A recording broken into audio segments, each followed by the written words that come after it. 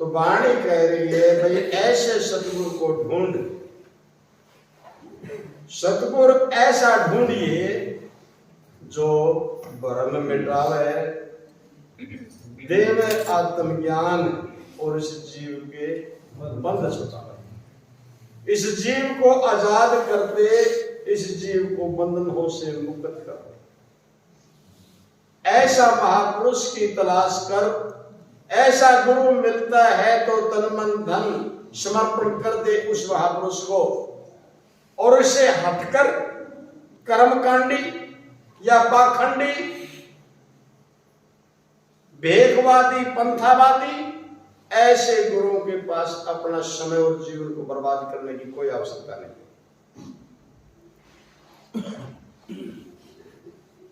कोई आत्मज्ञानी हो, आप उठो ऐसे गुरु की जिस तरह भरम ना जाए, आप डूबया मझधार बीच में उड़ते लेचे ले लिए डुबाई।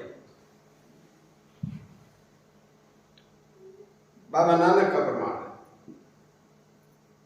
हालांकि महापुरुष बाबा नानक भक्ति मार्ग के बड़े सहनशील और शील पुरुष महापुरुष हुए हैं, लेकिन यहां आकर के तो उनका भी वचन कठोर आया है कि मां बुढ़ा ऐसे गुरु की जो ब्रह्मचार में गिर करके जीव को छोड़ देते हैं कि ऐसे गुरु की ऐसी की तैसी। मां बुढ़ो ऐसे गुरु की जिस तरह भ्रम ना जाए, आप डूबा मझधार बीच में चेले दिए डुबाई, आप तो डूबा डूबा जो चेलों को भी डुबा गया। तो ऐसे गुरु के शरण में जाने का लाभ केवल समय की बर्बादी और अपना काम छोड़ करके नींद खराब करने वाले का। सतगुरु तो ढूंढ, गुरु के बगैर कल्याण नहीं, लेकिन आत्मज्ञानी, आत्मज्ञाता, तत्ववेत्ता हो, तत्वविज्ञ हो, ऐसा महापुरुष ढूंढ जो इस जीव के बंधनों को काट करके इसको आजादी दे दे, भ्रमों का निपटारा कर दे। भ्रम क्या है? इसका जीव और ईश्वर का भ्रम है, जन्म और मरण का भी भ्रम है, तेरा मेरी का भी भ्रम है, आत्मा और जगत का भी भ्रम है। अभी चल ही रहा था, अनात्मा और आत्मा का भेद का भ्रम है, 5-25 के भेद का भ्रम है। तो भ्रम की तो युगांडी बड़े हंड है। तो ऐसा श्रेष्ठ पुरुष चाहिए जो इसके सब भ्रम और संशयों की निवृत्ति कर दे। जन्म और मरण के भय से ये जीव कहां पर है, इसके हरते से इसके भय को निकाल करके इसको स्वतंत्र करे, इसको निर्भय पद देवे। तो सतगुरु ऐसा ढूंढिए जो भ्रम मिटावे, देवे आत्मज्ञान। आत्म का अर्थ आप होता है, इसको इसी का ज्ञान करा दे, आप में आप कोई दिखा दे, हरि कोई हरि दर्शा दे। गुर पूरे गुर देकर शिष्य को सत की राह चलाते हैं, मैं मेरी को दूर करे कर लंघन तीन लगाते हैं। सोहंग शब्द जनाकर इसको सर्वत अवैध मिटाते हैं, जन्म मरण भय भेद कल्पना वो निर्विकल्प बनाते हैं। हरिदास हरपाल सोई गुरु पूरे जो हर को हर दर्शाते हैं, इसको हरि ही दर्शा दे, वो श्रेष्ठ गुरु माना गया है। तो ढूंढ, गुरु तो बना, लेकिन किसी आत्मज्ञानी को ढूंढ कहीं भी, और जहां भी तेरे को मिले ऐसा कोई तत्ववेत्ता, ऐसा कोई आत्मज्ञानी महापुरुष हो, उनके चरणों में समर्पण कर देना, कल्याण हो जाएगा। बेहतर 5-25 विषयों को दूर भगाए।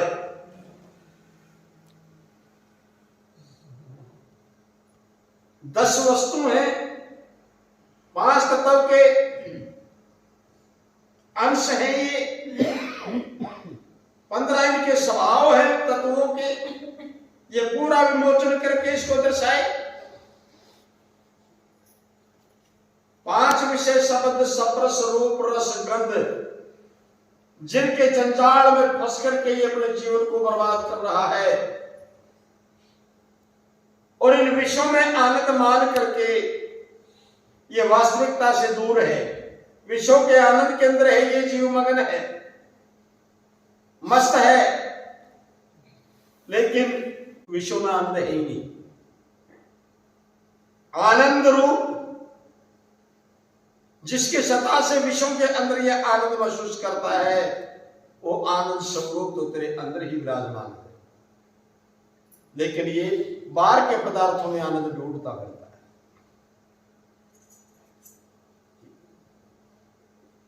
विचार का विषय, अगर ये मान भी लें कि इन विषयों के अंदर आनंद है, पांचों के पांचों विषयों में मान लेते हैं कि इन विषयों के अंदर आनंद है, आनंद है तभी तो आता है जब इनको हम भोगते हैं, आनंद नहीं होता तो आता है क्यों? इनमें आनंद है, ये मान भी लिया जाए, लेकिन जब शकोपत अवस्था के अंदर हम जाते हैं सुषुप्ति में, तो वहां पर विषय होते ही नहीं, लेकिन आनंद है। आंख खुलते ही कहता है बड़ी आनंद की नींद आई, रात तो पता ही नहीं चला कहां पड़े थे, तो वहां तो विषय तो नहीं था, तो वो आनंद कहां से आया? विषय तो थे ही नहीं। इससे सिद्ध होता है कि विषयों में आनंद नहीं है।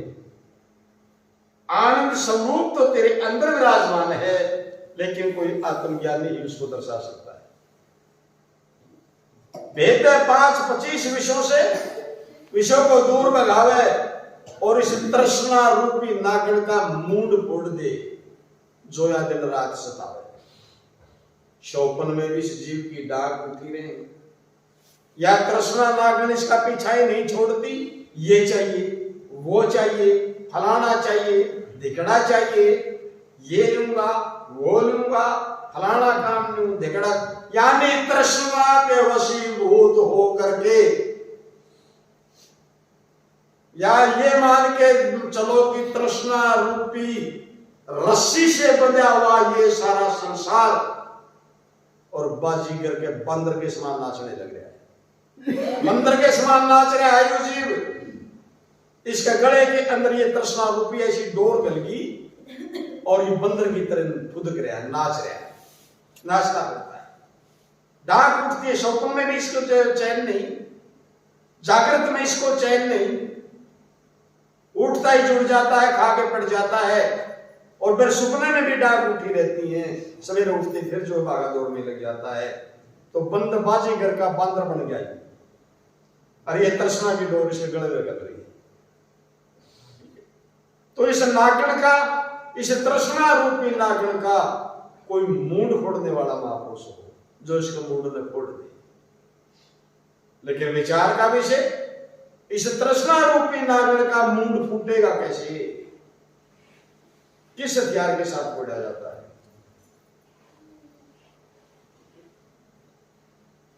ये ज्ञान विचार के द्वारा ही इसका मूंड फोड़ा जाता है। इसके ऊपर एक ही हथियार कारगर है और इसके ऊपर कोई हथियार नहीं चलता, कोई शस्त्र नहीं चलता। बड़े बड़ों को मिट्टी के अंदर मिला दिया इस तृष्णा रूपी डांड ने।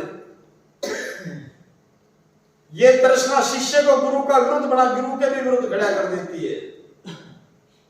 जिसको हम ये कहते हैं कि संत परमात्मा रूप है, मेरा सतगुरु तो परमात्मा का स्वरूप है, लेकिन तृष्णा के वशीभूत होकर के उस शिष्य को भी ये गुरु का विरोध बना करके खड़ी कर देती है। और तृष्णा का वशीभूत होकर के शिष्य गुरु को भी भूल जाता है, उसने केवल और केवल अपना स्वार्थ नजर आता है,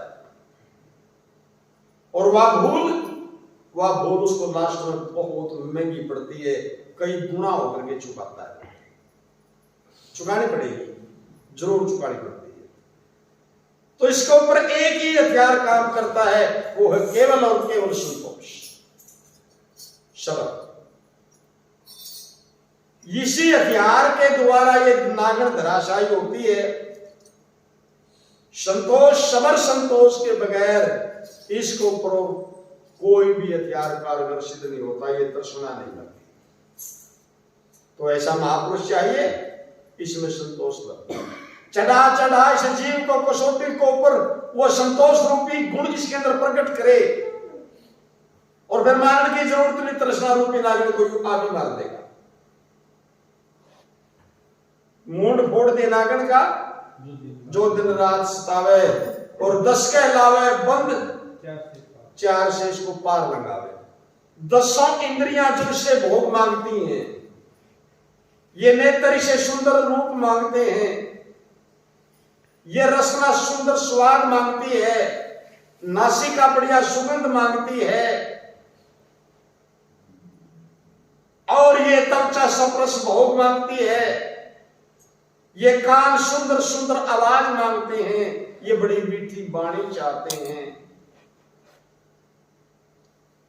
इन 5 जो विषय मैंने अभी पीछे बताए, उन 5 विषयों के भोग यही 5 ज्ञानेंद्रियां करती है। और कर्म इंद्रियों के द्वारा कर्म की सिद्धि होती है। और एक एक तत्व की ये 2 इंद्रियां हैं, और जिस तत्व की 2 इंद्रियां हैं वे आपस में दोनों एक दूसरे के सहयोगी हैं। इन 10 की 10 इंद्रियों के अंदर सबसे खतरनाक वो इंद्री जो है 2 ही है। उनको ना था जाए, क्योंकि उनसे डबल व्यवहार होता है। नासिका तो केवल दुर्गंध और सुगंध को ही तो पहचानती है,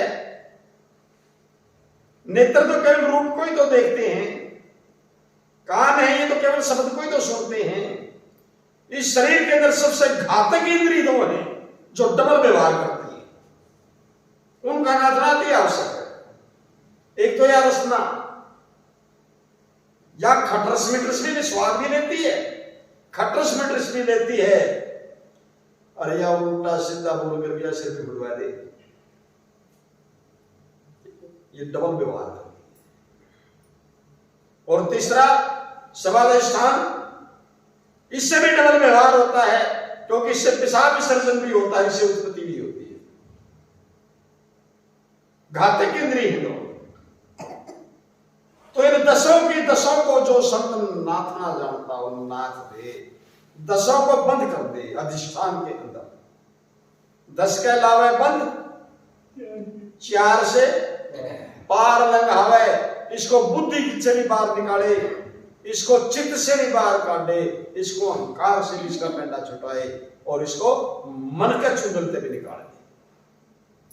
क्योंकि सारा संसार इस मेरे कहने का भावार्थ यह है, तृष्णा की डोर सारे संसार के अंदर गढ़ में बंधी हुई है, और यह डोर इस मन का हाथ में है। यूं नचा रहा है इसने, और यू जीव नाच रहा है, बंदर बना दिया इसका, अपने आप को इंसान को आता, लेकिन है बंदर। मैं इसलिए कड़वे लगते हैं वचन, क्योंकि परमार्थ के लिए इस जीव के पास समय नहीं है।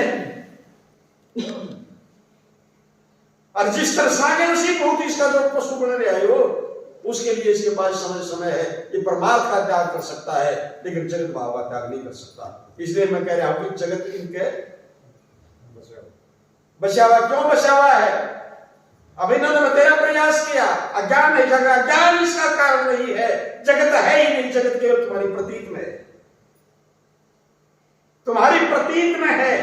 ये घुसा कैसे? यू शब्द के द्वारा घुसा है। यह जगत शब्द के द्वारा घुसा है, क्योंकि हम जब गर्भ से बाहर आए, आग लगो इस जगत में, हम जानते नहीं थे क्या जगत होता है, लेकिन सुन सुन करके हमारी प्रतीत बनी। हमने सुनाया, मुंह से बोल बोल करके हमारे कोई जगत के बारे में बताया गया, सुनाया गया, और उन शब्दों के द्वारा ये हमारे भीतर जम गया, हमारे अंदर घुसा, शब्द के द्वारा घुसा, और इसके ऊपर हमारी प्रतीत बन गई। जैसे कोई जनानी रात को सुपना देखती है, वो अपना आप को सुपने में भी कभी पुरुष नहीं देखती, वो अपना आप को जनानी ही देखती है। कोई पुरुष को सुपना आता है और सुपने में भी अपने आप को पुरुष ही मानता है, पुरुष ही देखता है, वो कभी भी अपना आप को जनानी नहीं देखता। कारण क्या है? क्योंकि मैं जनानी हूं, ये प्रतीत बन गई, मैं पुरुष हूं, हमारी ये प्रतीत बन गई, और ये प्रतीत इतनी पकगी कि हम सुपने के अंदर भी अपना आप को वही मानते हैं। ऐसी ही प्रतीत इस जगत की बनी हुई है, ये तुम्हारे प्रतीत के अंदर है और तुम्हें दिखता है। क्यों दिखता है? किसको दिखता है? कोई और बात ही नहीं है, केवल तुम अपनी प्रतीत को अपनी वासना की दृष्टि से तुम ही देख रहे हो। तुम अपनी ही प्रतीत को देख रहे हो। यह शब्द के द्वारा ही हमारे अंदर घुसा है और ये निकले भी शब्द के द्वारा ही, बिना शब्द के निकल नहीं सकता, सवाल ही नहीं पैदा होता। क्योंकि शब्द जगत ज्ञानी के भी शब्द हैं और जगत आत्मज्ञानी के भी, जो है ब्रह्म ज्ञानी के भी शब्द हैं, वो भी तो मुझसे बोलते हैं प्रवचन। ठीक है, जितना जगत ज्ञानियों का संग करते चले जाओगे उतना ये जगत की प्रतीत और दृढ़ होती चली जाएगी, और दृढ़ होती चली जाएगी, और बढ़ती चली जाएगी। और जितना आत्मज्ञानी का संग होगा उतना जगत की प्रतीत घटती जाएगी और आत्मा की प्रतीत बढ़ती चली जाएगी। अब विचार का विषय यह है कि हम आत्मज्ञानियों का संग कितना करते हैं और जगत ज्ञानियों का हमारा संग कितना हो रहा है, तो प्रतीत कौन सी बढ़ेगी? जगत आगे बढ़ेगी ना, बस बीमारी आएगी। क्योंकि तुम्हारे जगत के प्रति प्रतीत दृढ़ हो रही है, तुम्हें ये जगत इसीलिए दिख रहा है, दिखता है। या बीमारी शब्द से ही हमारे अंदर गई है और महापुरुषों के जब वो प्रवचन हमारे को सुनने को मिलेंगे जिसमें ये जगत मिथ्या साबित होता है, ये जगत झूठा साबित होता है, जब उन वचनों की प्रतीत जुड़ेगी, जब इन प्रतीत तो इनकी प्रतीत घटती चली जाएगी और धीरे धीरे करके ये जगत निकल जाएगा। इसलिए मैं कह रहा था कि है कोई जगत से छूटना, जगत को छोड़ना चाहता है कोई, लेकिन कोई नहीं। चलो ये तो मेरी जबान के ऊपर वचन आ गया, मैंने बता दिया भाई अंदर घुसा कैसे, निकलेगा कैसे और क्यों हमें दिखाई देता है। खैर मैं तो वाणी के ऊपर था। हाँ क्या था? 10 के अलावा बंद 4 से पार लंघावे करे तब व्यवहार देव 14 दर्शावे। 14 देवता इसको आंखों से दिखाए सन, व्यवहार करते हुए दिखाया है। और मैं तो इनको बल्कि इसके गला बदला नहीं दिखाई, इसका गला बात कर रहा है। 14 देवता आंखों से दिखाए। मैं पत्थर की प्रतिमाओं की बात नहीं करता। अगर किसी ने है देखने का शौक तो अपनी उस सच्ची आत्मा से के साथ आइए। देवता कहते किसी हैं, कैसे व्यवहार करते हैं। ये अहंकार की बात नहीं, ना मेरा आशय किसी के आस्था को ठेस पहुंचाना है। आप गणेश के दर्शन चाहते हो, हम गणेश आपको आंखों से दिखाएंगे। ये हाथी का छोड़ डाला नहीं, ये तो शिव जी और पार्वती के बाद में पैदा हुआ है। ठीक है, क्योंकि शिव जी का जब शादी हुई माता पार्वती के साथ, तब भी गणेश पूजन हुआ था। इससे सिद्ध होता है कि वो गणेश फिर कौन सा था। ये तो इनके बाद में पैदा हुआ है जिसका गणेश अवतार बढ़ रहा है। वो गणेश कौन सा था? फेरा के ऊपर जब जो है गणेश पूजन हुआ था, गणेश मंत्र बोले गए थे। वो मंत्र कौन है? वो कौन है? वो गणेश। आइए वैसा पढ़ के आइए, अगर देखने की इच्छा है तो गणेश आपको आंखों से दिखाएंगे कि वास्तविक गणेश है कौन। हमारे को शास्त्रों ने दे दिया, ब्रह्मा जी सृष्टि की रचना करते हैं। आपने रस्ते में देखा है, आज भी तो रचना हो रही है। क्या जीव पैदा नहीं होते? आज भी तो हो रहे हैं। कहां बैठे हैं वो ब्रह्मा जी? कैसे रचना होती है, कैसे रचना करते हैं वो? आइए आपको रचना होती हुई दिखाएंगे। आइए ब्रह्मा जी को आपको नेत्रों से दिखाएंगे, आपको सिद्ध करेंगे कि इसके बगैर सृष्टि की उत्पत्ति नहीं हो सकती। लेकिन देखने वाला बनकर तो आइए, उसके काबिल तो होकर के आइए कोई। 14 के 14 देवता नेत्रों से शब्द दिखाए, व्यवहार करते हुए दिखाए। तब इन झूठे आडंबरों से इसकी प्रतीत छूटेगी नहीं, छूटे को नहीं। कोई वर्ष हो गए नाम लिया, मेरे पास बैठी है कई लेडीज जे आज भी लाल रंग के छिट्टे दीवार के लाके पावे ना, फिर क्या महाराज जी कृपा करो। आडंबर की तक नहीं निकल रही इनके भीतर तक, क्योंकि इनके भीतर चल रही है ये बात। ये प्रतीत है इनकी, लेकिन जो देवता है उनको ना तो ये दिखना चाहते, ना इन्हें जरूरत, ठीक है, और ना संतों के पास इतना टाइम है कि फालतू धक्के दे किसी का गले में गाते हैं, जरूरत नहीं। क्योंकि कुछ लोग ऐसे होते हैं, वो यानी मेरे कहने का भावार्थ है, जो सूर के चंदन का लेप लगावा तो उसका कोई फायदा है, क्योंकि वो गंदगी में खुश है, वो वहीं पर लेट करके खुश है उस कसकड़ खाने के अंदर ही। तो उस सूअर को निकाल करके बाहर कर उसे उसके चंदन का लेप लगाना केवल मूर्खता है। तो करे तत्व व्यवहार देव 14 दर्शाव है, दिखाव है, व्यवहार करते हुए उनको देव में जीव का भेद एक में 3 दिखावे। एक ही शरीर के अंदर ये कहता मैं जीव हूं, मैं जीव हूं, एक ही शरीर के अंदर इसको 3 जीवों के दर्शन कराए, तीनों जीव दिखावे। जागृत का जीव कौन सा है, जब तुम स्वप्न में होते हैं तब कौन सा जीव काम करता है, और जब तुम गहरी नींद सोते हो या बेहोशी की हालात तुम्हारी होती है, कोमा में होते हो, तब कौन सा जीव कार्य करता है। देव जीव का भेद एक में 3 दिखावे, और 3 अवस्था देश काल संग माया पावे। जिस माया को ये लोग पढ़ पढ़ के फेंकते हैं, बोला माया हम तो सत्संगी, हमारा माया के लगा देगा, अरे ये करंसी पढ़ने वाली ये माया नहीं है। जिस माया को छोड़ना है, जिस माया से दूर होना है, वो या नौकरानी नहीं है, या तो मानस ने खुद ने तैयार कर रखी है। ये तो कागज के टुकड़ों को माया का रूप देने वाला इंसान खुद है अपने व्यवहार को चलाने के लिए। ये माया नहीं है। जिस माया से दूर होना है वो माया और है, वो तो तेरे अंदर रमी पड़ी है, जीनी है वो। अरे भाई भेजते 5 कोष, 5 के 5 कोष के जंगल को काट के मैदान को साफ कर, जिसके अंदर ये जीव हो जावा है। 5 पर्दे अज्ञान के चढ़ गए। अब संत सुरेश दास जी तो 1 मिनट में निबेड़ गया कि अज्ञान के बेटा 5 चढ़ रहे हैं इस भाई मिटा के रिश्ता क्यों करता रहा इसके, क्योंकि तारण खातर जब भी चक्कू हाथ में ठावा है ना, अगला बंदा है कोई बेड पे बताएंगे क्यों करो तुरे। 5 भ्रम के पर्दे इसके ऊपर परत की परत चढ़ी पड़ी है। वो सूरा चाहिए, वो महापुरुष चाहिए, एक परत को अधेड़ करके रख दे। भेदते 5 कोष विदेही तने बनावे।